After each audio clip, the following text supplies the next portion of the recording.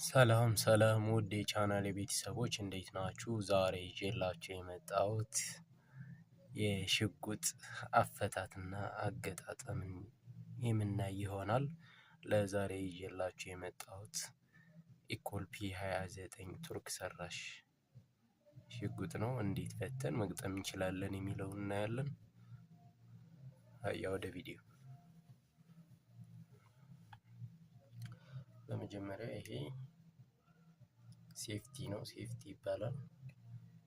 ይህ ሴፍቲ ከወረደ ለመተኮስ ዝግጁ ነው ማለት ነው። ወደ ቀይ ቀለሙ ከወጣ ዝግ ነው ማለት ነው።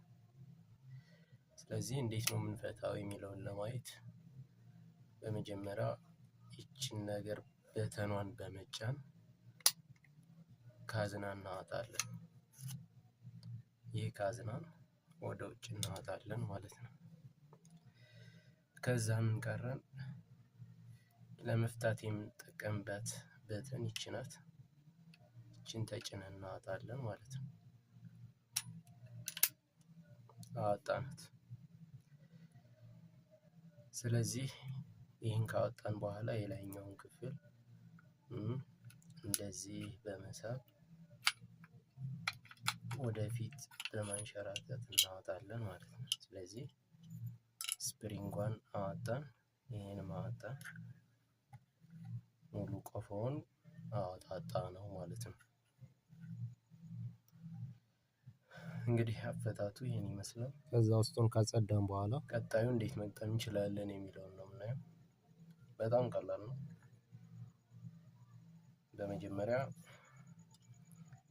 ስፕሪንጓን በዚህች መልኩ እናስገባለን። በመቀጠል ይሄኛውን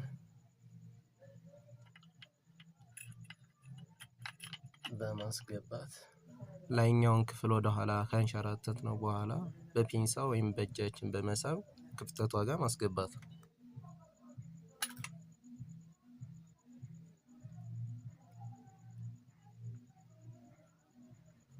ያቺ ክፍት ሆናለች። እንደዚህ በማድረግ ማስገባት ይቻላል ማለት ነው።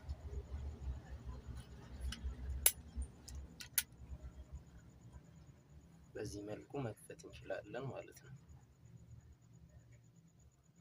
ይሄው ማቀባበል ይችላል።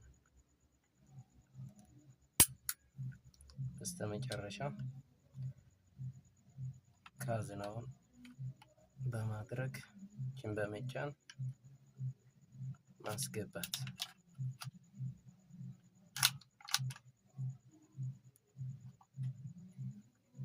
ይህን ይመስላል ቤተሰቦች። ከዚህ በኋላ ለተፈለገው ዓላማ ዝግጁ ነው ማለት ነው።